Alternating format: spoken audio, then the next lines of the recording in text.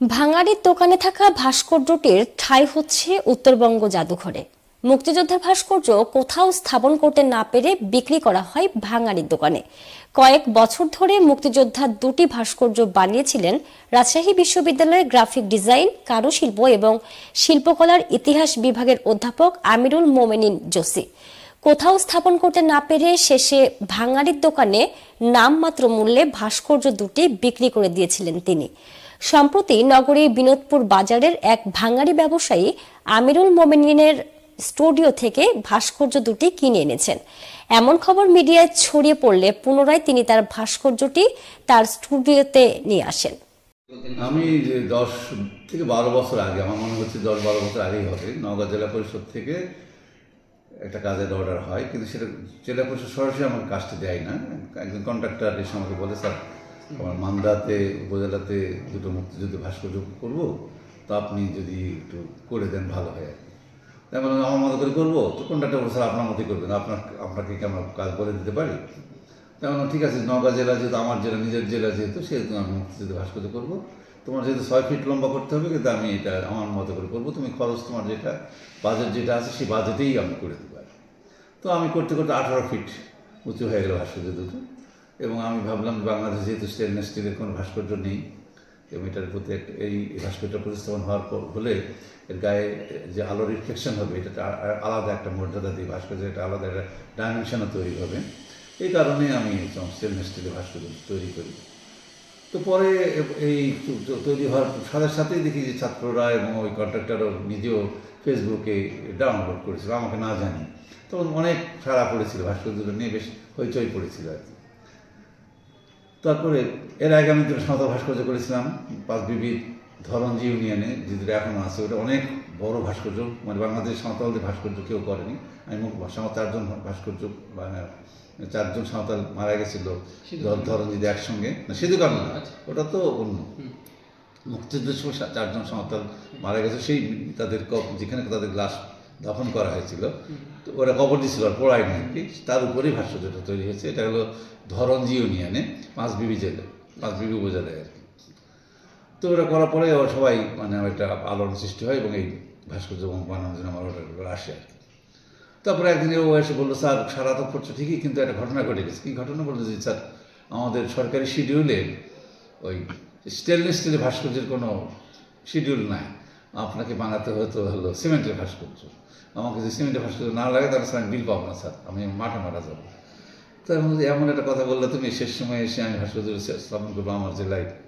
পরে বললো যে স্যার আপনি দয়া করে আপনি সিমেন্টের ভাস্কর্য। আবার আমি রাতারাতি আবার প্রায় 7 দিন 8 দিন কষ্ট করে চেষ্টা করে আমি ওই দুটো সিমেন্টের, ওদের যে মাপ যে ছিল সেই মাপে, একই মাপে দুটো সিমেন্টের ভাস্কর্য তৈরি করে মান্দাতে স্থাপন করি আর কি। তারপরে এই ভাস্কর্য দুটো দীর্ঘ 12 বছর ধরে আমার স্টুডিওতে পড়েই আছে। অনেকে মাঝে মাঝে এসে নক করেছে, স্যার ভাস্কর্য আমাদের দেন নিয়ে যাই। আবার অনেকে বলছে স্যার একটু থামেন দেখি হলো কোথাও লাগানো যায়, কিন্তু আমি ব্যক্তিগত উদ্যোগ নিয়ে এটা কোথাও লাগাতে হবে বা এরকম তেমন কোনো প্রচেষ্টাও করি না আর কি। জন্য যে আমি তো ফেরিওয়ালা না যে হলো ভাস্কর্য নিয়ে ফেরি করে বেড়াবো যে আমার ভাস্কর্য কিনে নাও এই কথা বলা যায়। আমি ভাবছিলাম যদি কেউ কোনো ভালো জায়গায় স্থাপন করতে চায় তাহলে আমি সেটা দিয়ে দেবো, কিন্তু এই 12 বছরে আমি কাউকে সেরকমভাবে দেখি না যে এটা গিয়ে কোথাও স্থাপন করবে বা কিছু করবে। একসময় আমি ভাবছিলাম যে বিশ্ববিদ্যালয়ে কোনো জায়গাতে যদি স্থাপন করা যায় তাহলে করা যায়, সেটা নিয়েও আমি আবার কোথাও যাই না। মানে আমি ব্যক্তিগতভাবে এইসব ব্যাপারে কাউকে মানে বলতে চাই না, লোকজনই আসে, লোকজনের কাজ আমি করে দিই। তারপর মাঝখানে আমার যে স্বাতন্ত্র্য কাটা স্টুডিওটা, যেটা এটা অনেক দিন স্টুডিও হয়ে যাচ্ছে, প্রায় মানে আমি থাকতে পারি না, আমার কাজও এখন বন্ধ, আমি কাজও করি না, আমার বয়স হয়ে যাচ্ছে আর কি, আমার চাকরি শেষের দিকে। তো আমি ধারণা করছি যে স্টুডিওটা বিক্রি করে দিয়ে ঢাকায় আমি চলে যাবো আর কি, মানে চাকরি আপনার চাকরি শেষ হয়ে গেলে আপনার রিটায়ারমেন্ট আর কি।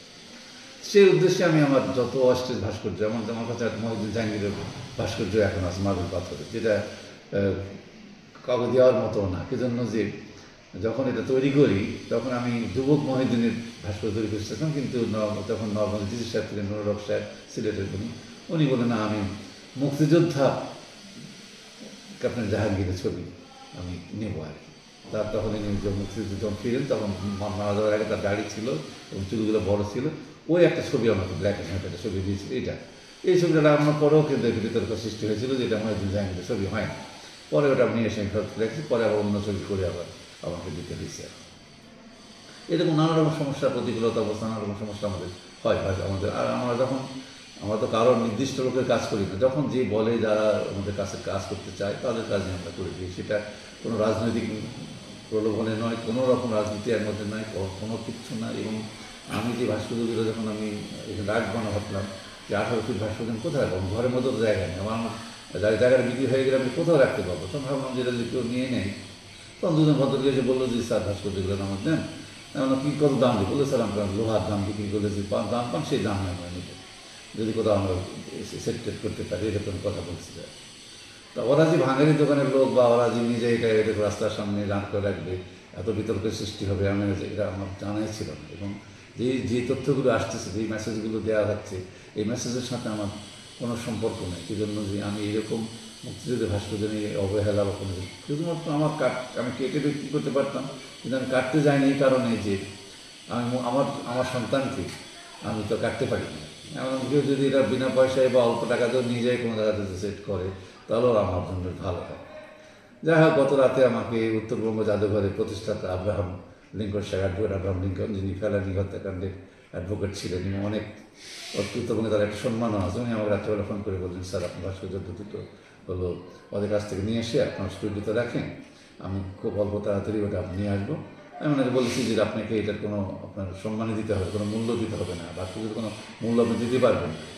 তো আমি আপনাকে এটা দিয়ে দেবো, আপনি ট্রাক পাঠিয়ে নিয়ে যান, এবং এটা যেটা ভালো জায়গায় যাচ্ছে, ভালো জায়গায় থাকবে, আর এটাই আমার জন্য এটা অনেক গর্বের।